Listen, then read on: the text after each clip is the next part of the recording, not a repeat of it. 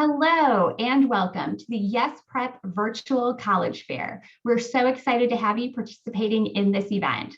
We have some fantastic schools in our session with us today, and we'll be getting started in just a minute. My name is Jennifer and I'm your facilitator. I've got a few housekeeping announcements for you to help us during the next 45 minutes.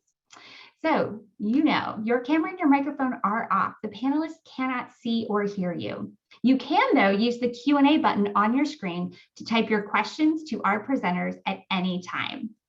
You can leave a question for any of our panelists to answer by just popping that question right there in the Q&A. But if you do have a question for a specific school, include the name of the school with your question so the representative will know that you want to hear from them. Again, this is just one of many different sessions that are happening for Yes Prep students. So we hope that you have checked out the schedule on the website and that you're signed up for the next round to come. And remember that this session, as well as all of the presentations, are being recorded. And you're going to be able to find them in the coming days at the same website where you registered, and that's strivescan.com/yesprep. All right, everyone, I am excited to get us started. The first school we're going to be learning about today is Boston University.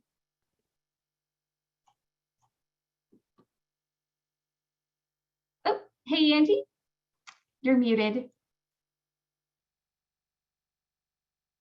We all in our Zoom lives have had this happen to us, so we all understand. Hi, everyone. Sorry about that. My name's Andy Mark. I am an assistant director at Boston University and share my screen with you all now. So Boston University is a large private teaching and research institution right in the city of Boston. So BU seeing at BU at a glance is, I'd like to discuss how BU discuss what BU is. And I think it's really important that we start out with our student body. It's an incredibly diverse student body with students coming. Andy, I am really sorry to interrupt, but your screen PowerPoint is sort of very pixelated right now. And so we can't read on the slide. So I just wanted to catch you before we go too far. If you wanted to unshare and try it again or check something. Yeah, let me pause your presentation. Oh, okay. It just, like for a quick second there, it finally came into focus. So maybe we'll get it on this for sure. Why that's going on. Yeah. But great. It's all right. I paused your time, so we're gonna solve this and we'll just keep going. So okay. Let's reshare that. Great. Okay. Is it looking better now? It's coming. Give me a second.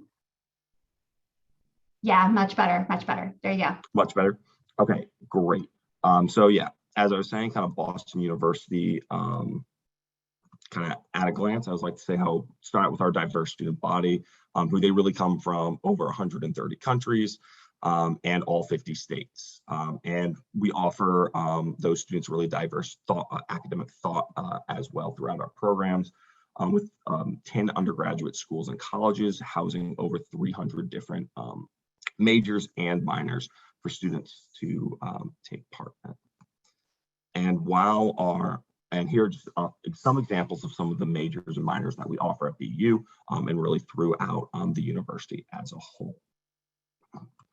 But to discuss BU more, I'd like to talk about some of the abilities that our students have and how when we're looking at BU, we like to think about it as one BU, not and as one large concept as opposed to multiple schools and colleges throughout.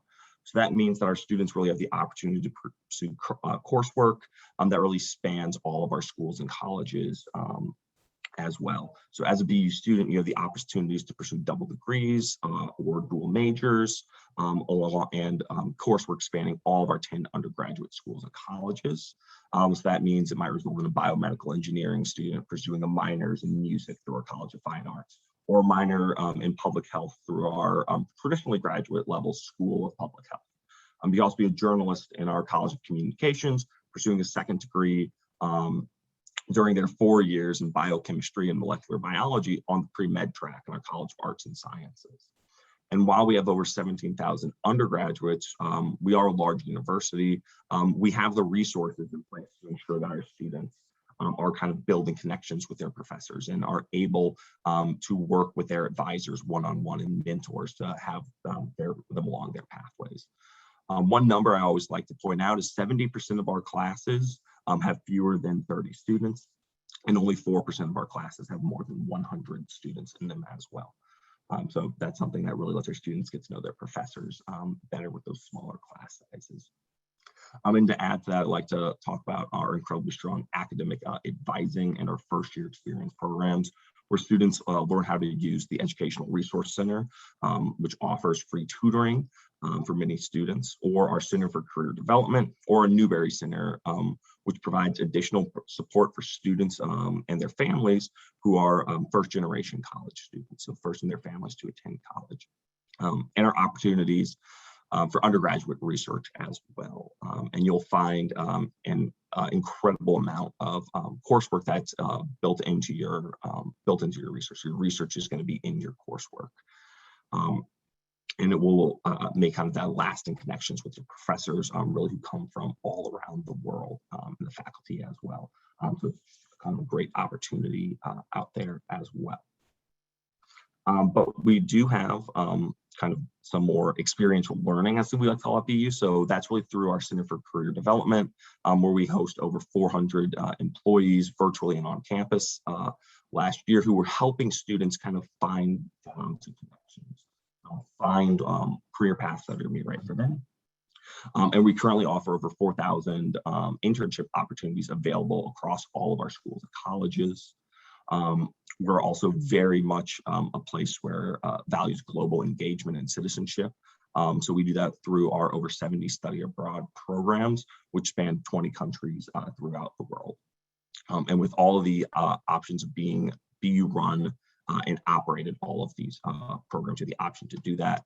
And programs available with every major, including specific tracks. So students in engineering can do that. And nearly half of all of our students do study abroad at least once at BU.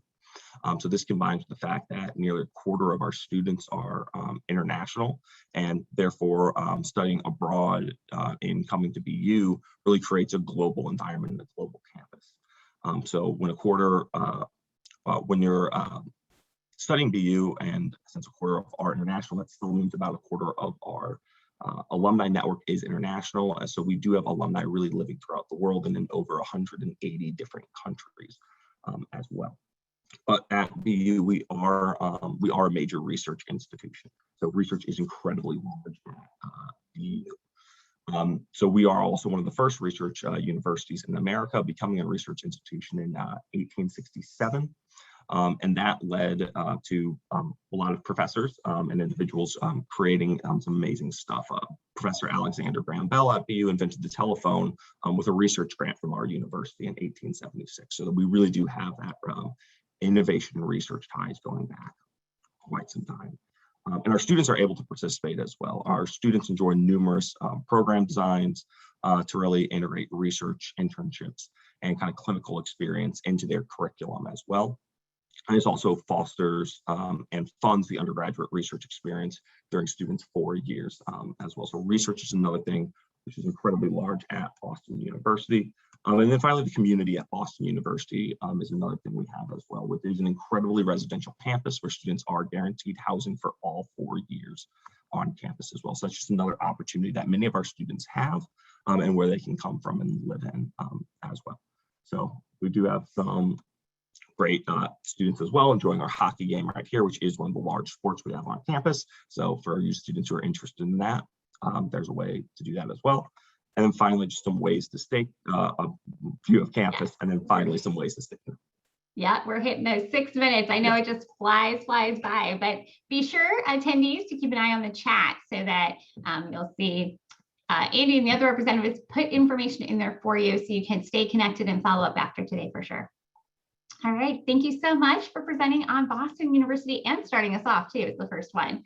All right, we're moving on right now to the College of St Benedict, St John's University. All right.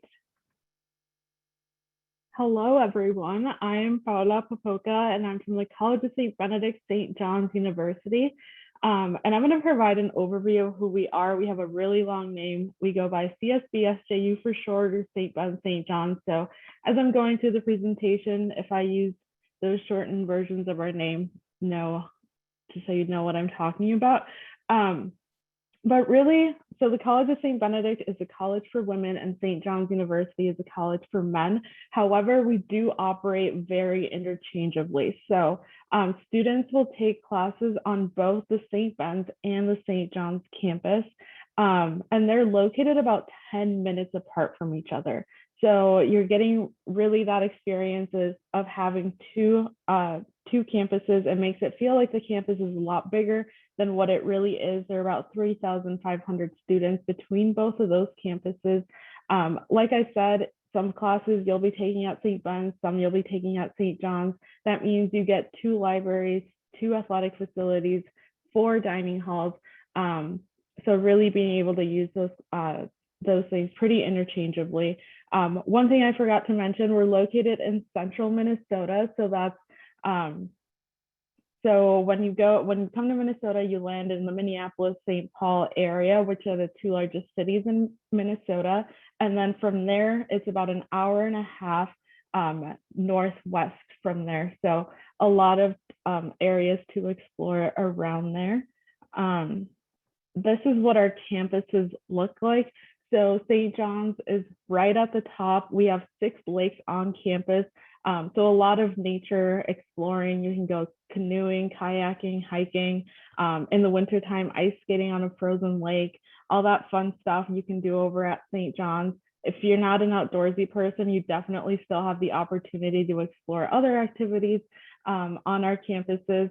And then St. Ben's is right at the bottom. So that's located in a smaller town. So that's where you find kind of like your coffee shop, your pizza places, different kind of activities that go on around the town. So definitely a little bit of a different experience. But like I said, you get to use both of the campuses. You're on both of the campuses. And there's a bus that travels back and forth between both of the campuses. So you're never going to be late to class. And you have that ability to transport yourself to other maybe clubs or organizations that you might be taking part in.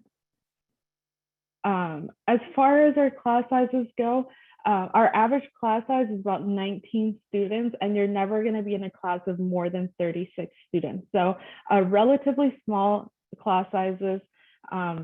I really like this because you're able to talk to your professors. You can set up a one-on-ones with them. You're able to discuss with other students, kind of make your friends within the classes. So that's a really nice thing. Also, all of our classes are taught by professors. Most of them hold the highest degree in their field. So you're never going to get a teacher assistant or a tutor teaching your classes. All of our classes are taught by professors. And all of our students engage in experimental learning. So that means you're finding ways to apply what you're learning in the classroom outside of the classroom. So making sure not only that you're able to apply what you're learning in the classroom to an outside field, but also making sure that what you're studying or what you intend to go into as a career is really what you want to do and something that's really going to continue to be of interest to you. We are a residential college, so that means that most of our students live on campus all 4 years, and you are guaranteed housing all 4 years. So your first 2 years, you're typically living in dorms with 1, maybe 2 other people. And then as you progress into your junior and senior year, you live in on-campus apartments and on-campus houses. The picture that you see here is of townhomes at St. Ben's, and they hold 4 students. Each student gets their own room. There are 2 bathrooms, a living room, place to do your laundry, all within the actual townhome. And then they're building the equivalent over at St. John's that'll be ready next fall. So that is housing at St. John's. And then global, so being able to experience a different culture, a different country. We have 17 semester-long programs. A little more than 50% of our students engage in some sort of study abroad program. So students are able to travel all across the world, whether that's Japan, China, Australia, South Africa. We have programs in France, Italy, Germany, Guatemala, Chile, really all over the place. And we own all of our programs. So you are going to be going on these study abroad programs with someone from St. Ben's and St. John's who's leading the program. Your financial aid that you get from us will transfer over to your study abroad. So that means you're not seeing too much of a difference in cost when it comes to being at St. Ben's and St. John's and then traveling across the world. And then there's a lot of things to do. So anything from being part of a cultural club or something that's related to your specific major, there's a lot of things that'll go on at St. Ben's and St. John's. And it looks like I'm getting close to my time. So I will share this last slide of our scholarships. So these are just our academic scholarships. They range anything from $15,000 to $32,000. And we have a variety of other scholarships that you can apply for as well. But I will end it there, and I'm happy to answer any other questions at another time. Awesome. Thank you so much, Paula, for sharing College of St. Benedict and St. John's University. All right, we're on to our third school. We're going to be learning more about Lycoming College.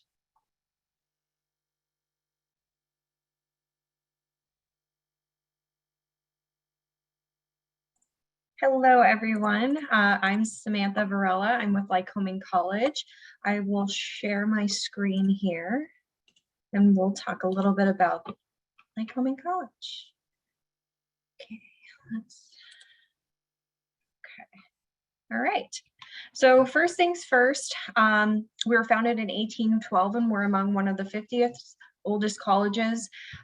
We are a little bit smaller campus. We have only approximately 1,200 students with 88 full-time faculty. So that means our classrooms are relatively small with students, the student ratio being 12:1. We're also nationally ranked, as you can see here. One that is not mentioned is by Forbes, which I think we're very proud of. So we are nationally ranked. So in terms of majors and minors, we offer a very, very wide variety with 43 majors and 66 minors. Some of our popular programs are listed here, such as astrophysics, biochemistry, neuroscience. We also offer a bunch of pre-health, which includes pre-med, pre-pharmacy, pre-veterinary. And with that, we have popular majors and minors as well, like psychology, business, entrepreneurship is another popular one. But I think what's really valuable about Lycoming College is that we allow our students to kind of tailor their interests and make it to what they want their career goals to be. And with that, 100% of our students complete an enhanced academic experience. And on this next slide, I will explain what that is. So enhanced academic experiences include internships. We offer internships for pretty much every single major that's offered here. We also have field work, which would fall in the archaeology, education, and ecology majors.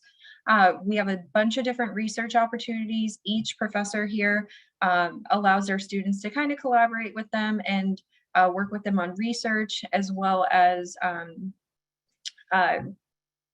performing at like different conferences, things like that. And we also offer a number of study abroad, global study programs for every major, whatever you're interested in.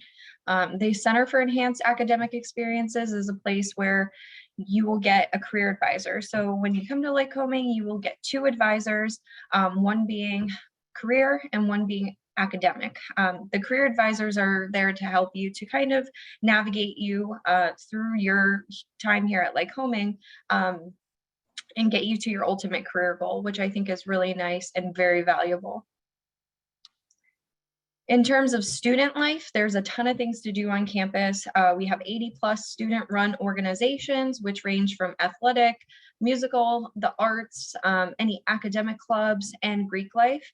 Our outdoor leadership and education, or as OLE, they have a ton of different opportunities. If you're an outdoorsy person, you can go hiking, biking. They also do trips there on the weekends or things like that. We also have 19 NCAA Division III athletic teams for both men and women. And we have a number of different college-wide events ranging from our campus carnival, Broadway trips, weekend trips, and things like that that are free to students. So with Yes Prep, you guys are considered our partnership kids. So when you come to Lycoming, you will have a partnership advisor and a peer advocate. The partnership advisor is pretty much a faculty member who will be with you your first 2 years at Lycoming, and they kind of help you in addition to your career and academic advisor to help you navigate the transition from high school to college. And the peer advocate is there to it's an upperclassman student who is also a partnership student, just to kind of provide you with that extra support that students may need when they come to college, given where they're coming from, if they're coming from far away. So I think that's another really valuable asset that we offer to our partnership students. I think one thing that's really important to stress is how and when to apply. So we accept both the Common App and Coalition app.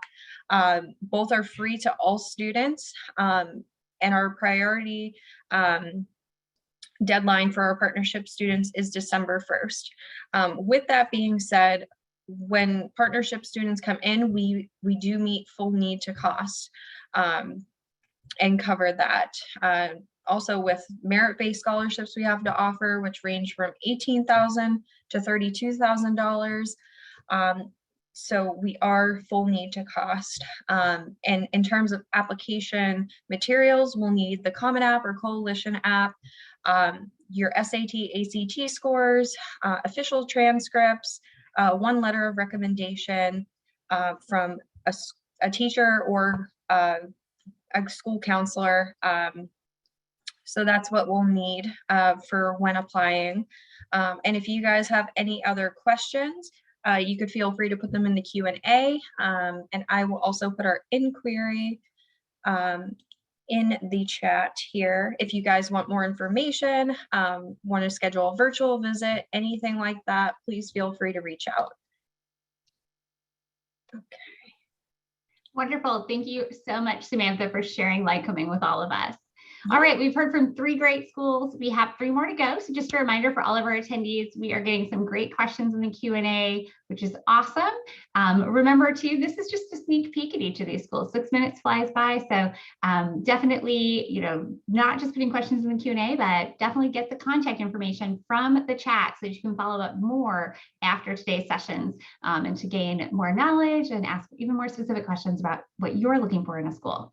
All right, well, I'm now happy to hand it over to our next school. We are going to be hearing from St. Olaf College. Hello, everyone. Thank you so much for being with us today. My name is Gladys. I am an Assistant Dean of Admissions at St. Olaf College. I'm also a proud Yes Prep alumni. I'm a proud trailblazer. So hello, everyone from North Central, and as well as our Mavericks and our Wizards and everything, and a special hug to all of my Southwest students.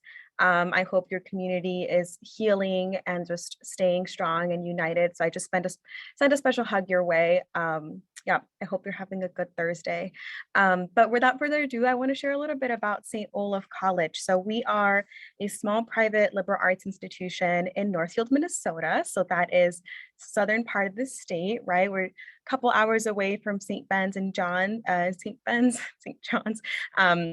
And so what the liberal arts means for us is that students who are interested in a major can start right away, absolutely, but you don't have to declare until the spring semester of your sophomore year.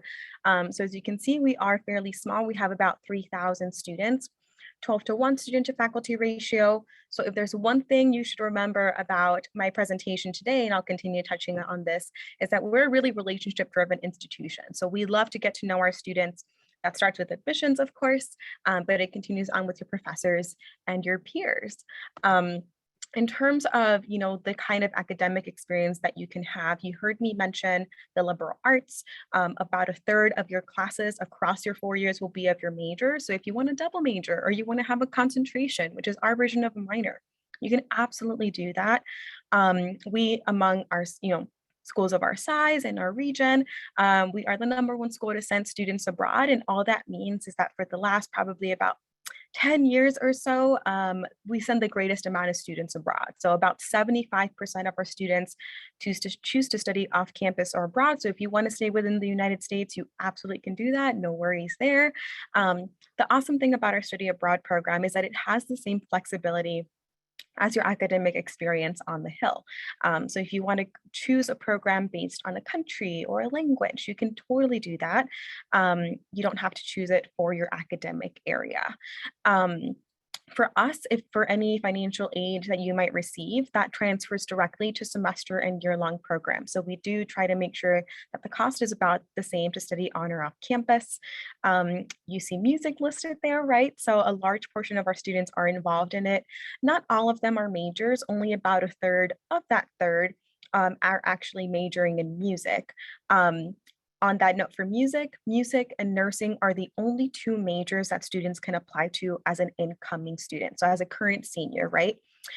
Just this morning, I actually got my flu shot on campus from one of our nursing students. Her name is Ale. She is a junior from Chicago.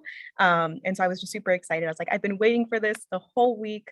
So as you can see, our students are committed to kind of having experiential opportunities, whether it's an internship, research on campus, all of these things.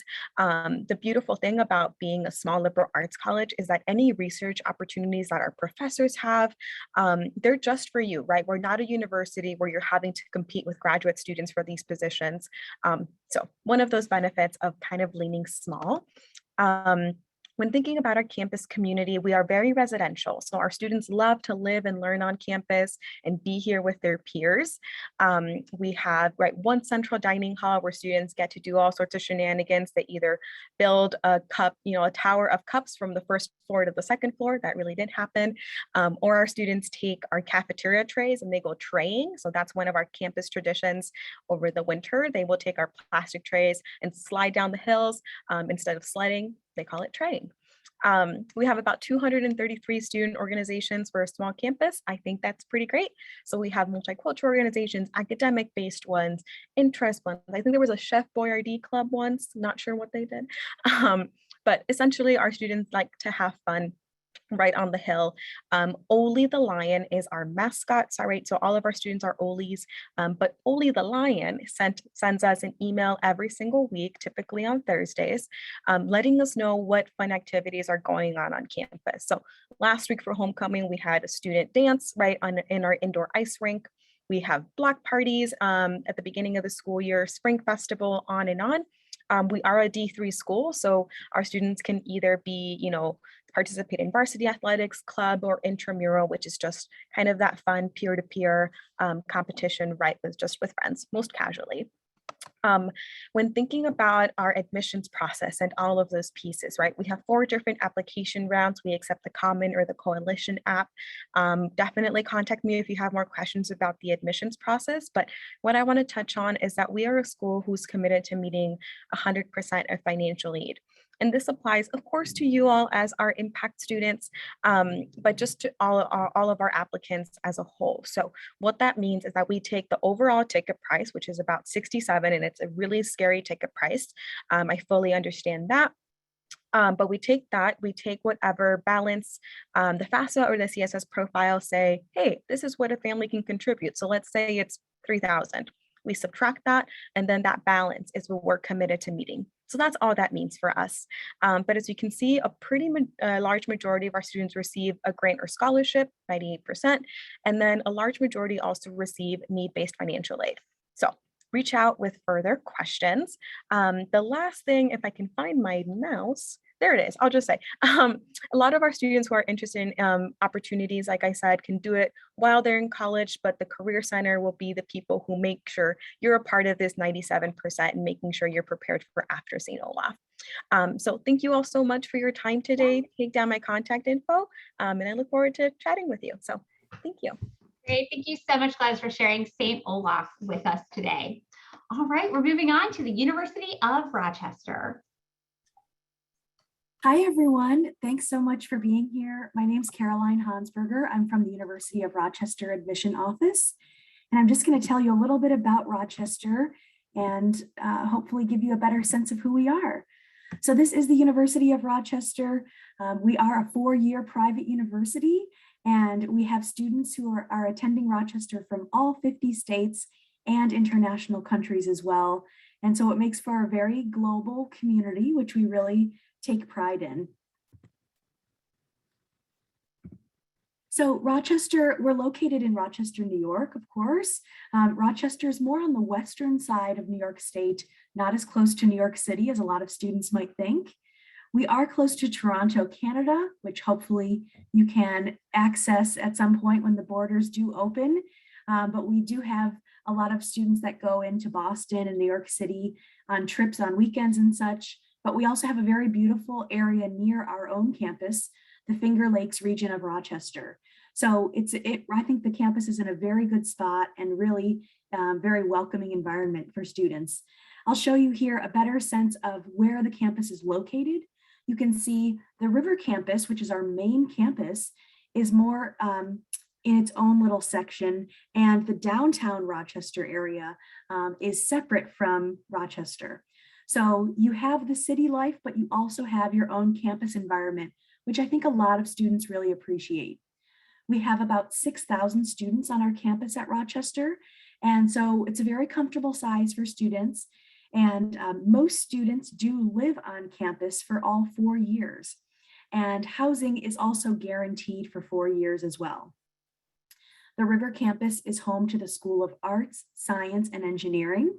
So that's a majority of our students who are spending time on our campus. And in the downtown Rochester, we have the Eastman School of Music. And as you can see over on the side and the bottom, there is the Medical Center with the Medical School and School of Nursing. So you can easily access all 3 campuses with a shuttle system, and it is free for students as well. Something Rochester really prides itself on is allowing students to build their own curriculum and study what they love. Rochester does not have general education requirements, and you're able to take classes that are interesting to you, where the college is not telling you what classes you have to take. To break it down further, Rochester has 3 broad areas of learning that all classes fall under. We have the humanities, social sciences, and natural sciences and engineering. A student will end up majoring in one of those 3 main areas. And then outside of their major, they will take classes. You can see there in the number 3, there are something called cluster requirements.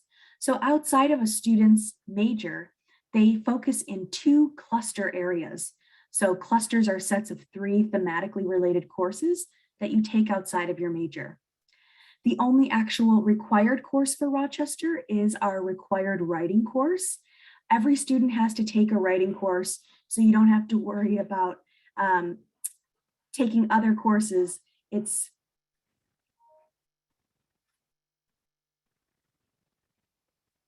the only class you actually have to take. Here's a breakdown of the curriculum itself. So students will end up majoring in one area and doing their cluster in 2 others, like I mentioned. This hopefully gives you a better visual and sample of different types of the curriculum and how it works for students in different areas of major. Students in engineering do not have to do 2 clusters, they only have to do 1. But every other student has to do 2 clusters. So hopefully this gives you a better sample of how it works. Something Rochester really prides itself on as well is our research experiences for students. All undergrad students are able to take part in research. You don't have to wait until you're a junior or senior to get involved. And research can be done in the classroom, on campus, or off campus. You can get paid to do research. You can do research and an internship. You can do research and a study abroad program. So really, however you want to make research part of your life at Rochester, we can help you do that. And you can see there that most students at Rochester get involved in research. We have a wonderful, vibrant student life on our campus.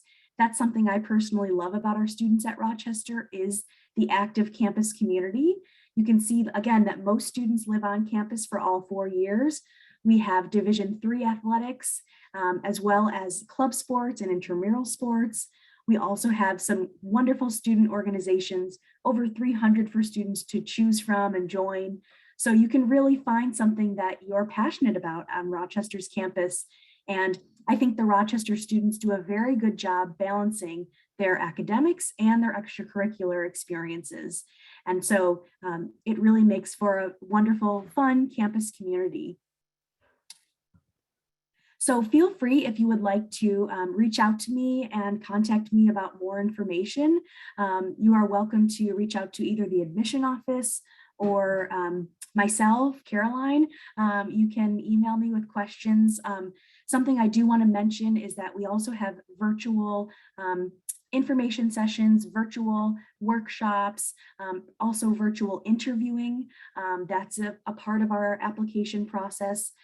It's not required, but we highly encourage students to think about interviewing at Rochester. It's, you know, a conversation that you have with an admission counselor like myself, and you just get to connect with us and chat about your interests.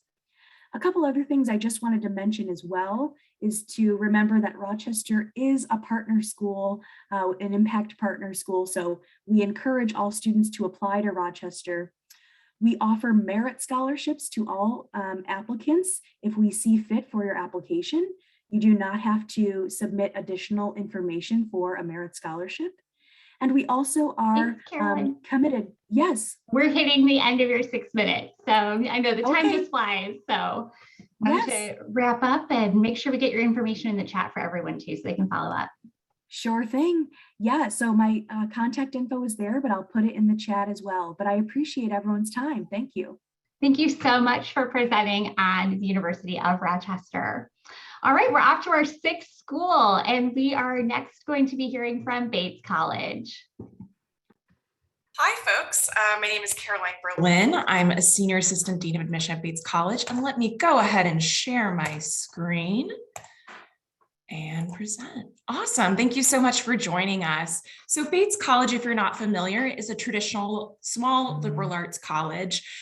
So I mean that in the sense of size, 2,000 students, all undergrads. You're very much the focus of the education here. And I mean that in terms of our educational ethos. We really believe that students should spend at least their first roughly half of their experience at Bates exploring, and that you'll really dive into all the curriculum has to offer. To that end, we offer about 3 dozen majors, 2 dozen minors, and also not shown on this page is our over 50 GECs, general education concentrations. Every student at Bates has a major +1. So that's a major and another area of concentration. It doesn't matter if that's another major, minor, or just a GEC, which is 4 courses. But ultimately, everyone at Bates is focusing on more than one thing, although you do have until March of your sophomore year to declare your major. So we offer a variety of opportunities. You can see this also on our website. Like many small liberal arts colleges, it's a really tight-knit community and a very collaborative academic environment. And one of the ways that we ensure that is small class sizes. The average class size is 20. It's a 10-to-1 student to faculty ratio. All of your classes are taught by tenured professors who all have the highest degree in their field. In addition, we have a number of student support services, whether that's our ARC, Academic Resource Commons, which holds tons of tutors in both subject areas and writing. Tutoring is entirely free for all students. It's open until like 10 p.m. in the library, so when you're actually studying. And as I mentioned, it's a very collaborative academic environment. Here, we really encourage students to utilize these resources, and that's very much part of the culture here. So that's a little bit about our academics. Another piece about Bates I really like to highlight is our community engaged learning. Bates is considered a national leader in this area. And ultimately what that means is we really like to help students try things hands-on. If you're someone who loves learning by doing and getting in the field, this is a great opportunity. Ultimately, we offer over 60 courses every year where you take that theory and apply it to our hometown of Lewiston, Auburn, whether that's an intro to politics course where all of you in your class will be assigned to different political campaigns and you'll be out there knocking on doors, canvassing, talking to folks about local issues, or an education course where you will be student teaching or TAing in a local public school. There's so many opportunities to get engaged. Bates College is located in Lewiston, Auburn, Maine. And I like to talk a little bit about our hometown because it's not quite what people expect out of Maine. I know they hear that word Maine and think of like a moose walking across the tundra, perhaps. And you can certainly get that Maine, but a little further north. We're actually only about 2.5 hours north of Boston. Lewiston, Auburn is a really global dynamic community. In 2000, we became a federal refugee destination. So as you can see, there's over 34 languages spoken in the local public school, and quite a bit of variety in our hometown. So students can tackle some real issues. Outside of the classroom, students also engage through a number of nonprofit organizations or engaging in pre-professional work. We have students who volunteer in local hospitals, who work with lawyers, who work with pro bono with low-income residents of Lewiston, in the schools, in politics, all that good stuff. So there's just so many ways to dive in to our hometown. At Bates, we really believe in educating the whole person. So infusing our community with what you learn, we think just really helps you grow as a person and figure out what you want to do when you graduate. In addition to our community engagement, the last thing I'd like to mention about our education at Bates is a unique calendar. We have something called the 4-4-1. So typically students take 4 classes per semester. Those are the 2 4s. And then we leave 1 month, 4 weeks in the end of the school year in May, when it is super gorgeous to be in Maine, as you can see, and students only take 1 course. These tend to be really fun, different courses. There tends to be group project or travel. You may travel around Maine or even abroad. For example, you could take a geosciences course where you are sea kayaking up and down the coast of Maine, collecting sediment and bringing that back to lab to study. We also bring back our alums to teach on what they do in practitioner taught courses. So this May term offers you the opportunity to take courses in, for example, entrepreneurship, marketing, the business of arts, secret intelligence even, just courses you don't typically see in a liberal arts curriculum. The short term leaves a little time for. So as you're looking at many great liberal arts institutions, those are the things I'd like to highlight, is particularly our unique calendar and our really strong engagement with our local community. I'll also briefly mention our outcomes. Typically within 6 months of graduation, 98% of our students will be placed, meaning most will be working full time. The rest have gone on to graduate school or professional school.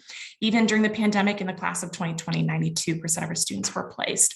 In addition to this community engagement, we have a great number of opportunities for pre-professional work. And I will just close out reminding you that Bates does meet 100% of demonstrated financial need for all of our students, regardless of citizenship. So we really encourage you to fill out our net price calculator, and I will go ahead and close out. I look forward to answering your questions. Awesome. Thank you so much. All right. So we are getting to be the end of our time together, but I want to give everyone a chance to get info from the chat and the last questions for our representatives to take a look at in the Q&A. So while we're doing that, I think we can do this.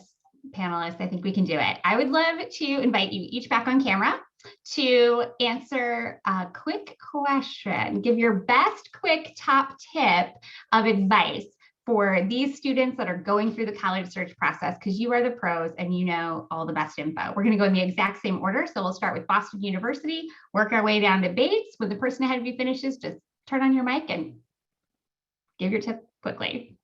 So thanks. Hi, everyone. So my advice would be for somebody going through this process and search is to make sure to do your research. Find what university has the programs that you're looking for, have what you want to study and what you want to do. So make sure you're looking for that and have an understanding about what the program has to offer. And then if the school is a good fit for you, that's some research to do as well. So figuring out, is the body there? Is the class size there? Does it have what you're looking for major? And then does it have for what you're looking for as well? Is it in a large city? Is it in a more rural area? So I definitely make sure to do your research when going out there as well. And then I'll turn it over and let somebody else give their advice now too. I would say to talk to people from all across the university. So students, your admission rep, professors, other staff members, just to get a better feel what it's like to be on campus.